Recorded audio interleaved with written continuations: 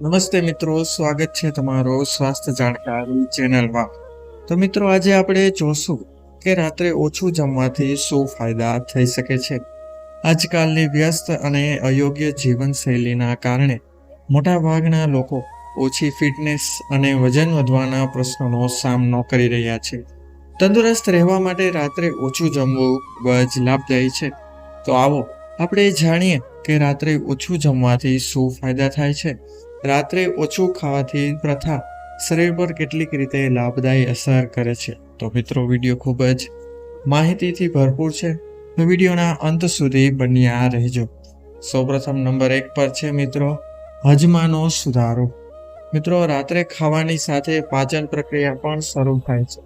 જો ખાવાનું પ્રમાણ એટલે કે ભોજનનું પ્રમાણ વધારે હોય તો પાચન તંત્ર પર વધારે ભાર પડે છે.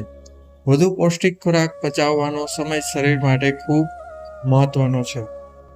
જ્યારે તમે રાત્રે ઓછું ખાવ છો તો પાચન તંત્ર પર ઓછો ભાર પડે છે, જે તમારા પાચન તંત્રને સારી રીતે કાર્ય કરવાને માટે સમય આપે છે. વધુ ખાવાથી પેટ મજબૂત રહેતું નથી અને હજમ કરવા એટલે કે તેને પાચન કરવું પણ સાથે ખૂબ જ મુશ્કેલ બની જાય છે. તેથી રાત્રે વધુ જમવું એ પાચન તંત્રને નુકસાન કરે છે. નંબર 2 ઉપર છે મિત્રો, વજન નિયંત્રણ. મિત્રો, વજન વધવાનું મુખ્ય કારણ વધુ કેલરીઝનો પ્રવેશ છે, ખાસ કરીને જ્યારે તમે રાત્રે વધારે ખાવ છો. આપણે જે ખાવું છે તે જ કેલરી શરીરમાં જાય છે અને તેનો ઉપયોગ દૈનિક ઉર્જા માટે થાય છે. જો તમે રાત્રે ઓછું ખાવ છો તો શરીર કેલરીઝનું પ્રમાણ નિયંત્રિત રાખે છે, જે તમારો વધારે પડતો વજન વધતા અટકાવે છે અને તમારું વજન પણ સાથે નિયંત્રણમાં રહે છે. ત્યારબાદ નંબર 3 છે મિત્રો, સારી નીંદર એટલે કે સારી ઊંઘ. મિત્રો, જ્યારે તમે વધારે ખાવ છો રાત્રે, ત્યારે પાચન તંત્ર થોડું વ્યસ્ત રહે છે અને ઊંઘમાં મથી રહી શકે છે. આથી પાચન પ્રક્રિયા પૂર્ણ થવાની માટે વધારે સમયની જરૂર પડે છે, જેના પરિણામે ઊંઘ પર નકારાત્મક અસર થાય છે. આ ઉપરાંત વધારે ખાવાથી પેટમાં અનિચ્છનીય ફુલાવા અથવા ખાટા ઓડકાર આવવા જેવી સમસ્યાઓ પણ થઈ શકે છે. ઓછી ખાવાની આદત ઊંઘની ગુણવત્તાને હંમેશા મિત્રો સુધારવાનું કાર્ય કરે છે. માટે રાત્રે સારી નીંદર માટે પણ નહિવત પ્રમાણમાં જમવું ખૂબ જ ફાયદાકારક છે. નંબર 4 છે મિત્રો, ઇન્સ્યુલિન સંવેદનશીલતા. જ્યારે તમે રાત્રે વધારે પ્રમાણમાં ભોજન લો છો ત્યારે બ્લડ શુગર લેવલ વધે છે, જે ઇન્સ્યુલિનના સ્તરને વિમુક્ત કરે છે. જો આ પ્રક્રિયા વધારે થાય તો તમારી શરીરનો ઇન્સ્યુલિન સંવેદનશીલતા ઓછી થઈ શકે છે, જે લાંબા ગાળામાં ટાઈપ 2 ડાયાબિટીસનું જોખમ પણ વધારી શકે છે. મિત્રો, રાત્રે ઓછું ખાવાથી ઇન્સ્યુલિન સંવેદનશીલતા વધુ સારી રહી શકે છે, જે તમારા આરોગ્ય માટે ખૂબ જ ફાયદાકારક છે અને સાથે સાથે ડાયાબિટીસની સમસ્યાનો પણ ટકાવારી ખૂબ જ ઘટી જાય છે. નંબર 5 છે મિત્રો, હાર્ટ હેલ્થ એટલે કે હૃદયની સ્વસ્થતા. શરીરમાં વધુ કેલરીઝ, ચરબી અને ખોટા ખોરાકના પરિણામે કોલેસ્ટ્રોલનું સ્તર વધે છે, જે હાર્ટના આરોગ્ય માટે હાનિકારક હોઈ શકે છે. રાત્રે ઓછું ખાવાથી, ખાસ કરીને ખાવા વિના એટલે કે રાત્રે ઓછું જમવાથી તમારે ચરબી, ચીની અને ઉચ્ચ કેલરીયુક્ત ખોરાકની મર્યાદા તમે હાર્ટ સંભાળતી રીત પર કામ કરી શકો છો. આ રીતે તમારા હાર્ટને, હૃદયને સ્વસ્થ રાખવા માટે આ ખૂબ જ મહત્વપૂર્ણ પગલું લઈ શકાય છે. નંબર 6 ઉપર છે મિત્રો, દિનચર્યામાં વધુ તાજગી. મિત્રો, જ્યારે તમે પોઈઝેવેટ અને પાચન પર ભાર ન રાખો છો ત્યારે સવારે વધુ તાજા અને ઉર્જાવાન મહેસૂસ કરો છો. વધુ ખાવાથી શરીર પર થાક પડતો રહે છે, જેનાથી ચડાવવાની પ્રક્રિયા ધીમી પડી શકે છે.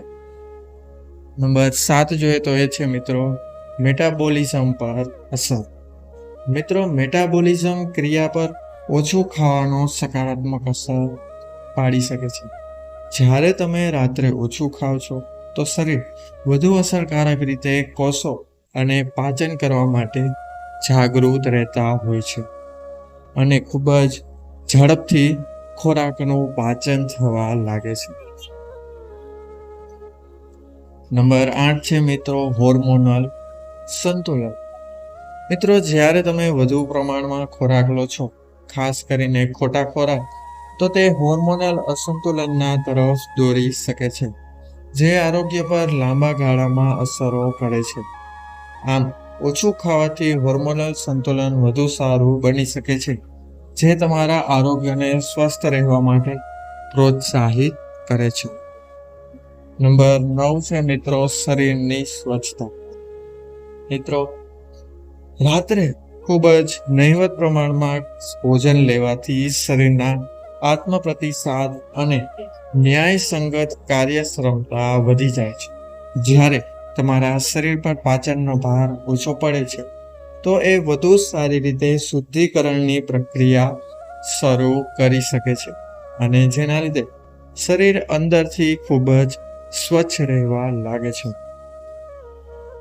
તો મિત્રો, આ હતા 9 ફાયદા જે રાત્રે ઓછું ભોજન કરવાથી તમને પ્રાપ્ત થાય છે. રાત્રે ઓછું ખાવા સાથે તમારા શરીરના પાચન અને મેટાબોલિક પ્રક્રિયા પર સકારાત્મક અસર પડી શકે છે. જો કે આનો અર્થ એ નથી કે તમે સંપૂર્ણપણે ખાવા પર પ્રતિબંધ લગાવી દો, પરંતુ નિયમિત અને સંતુલિત ખાવા પર ધ્યાન આપવું અત્યારના યુગમાં ખૂબ જ મહત્વપૂર્ણ છે મિત્રો. તો મિત્રો, જો તમને આ માહિતી ઉપયોગી લાગી હોય તો વિડીયોને લાઈક કરીને ચેનલને સબસ્ક્રાઇબ કરવાનું ભૂલશો નહીં તથા સાથે બાજુમાં આપેલા બેલ આઇકન બટનને પણ દબાવવાનું ભૂલશો નહીં, જેથી અમારા નવા વિડીયોનું નોટિફિકેશન સૌથી પહેલા તમને મળી રહે. અને હા મિત્રો, બધાને નમ્ર વિનંતી છે કે એકવાર કોમેન્ટ બોક્સમાં સાચા મનથી જય માતાજી જરૂર લખજો, જેથી માતાજીની કૃપા તમારા પર બની રહે. તો મિત્રો, હવે મળીશું આવા જ નવા ટોપિક સાથે, નવી જાણકારી સાથે. તો ત્યાં સુધી બધાને મારા હર હર મહાદેવ, જય શ્રી રાધે કૃષ્ણ, જય માં ભૂતભવાની. બધા લોકોએ વિડીયોને અંત સુધી જોયો તે બદલ બધાનો ખૂબ ખૂબ આભાર. બધાનો ખૂબ ખૂબ ધન્યવાદ.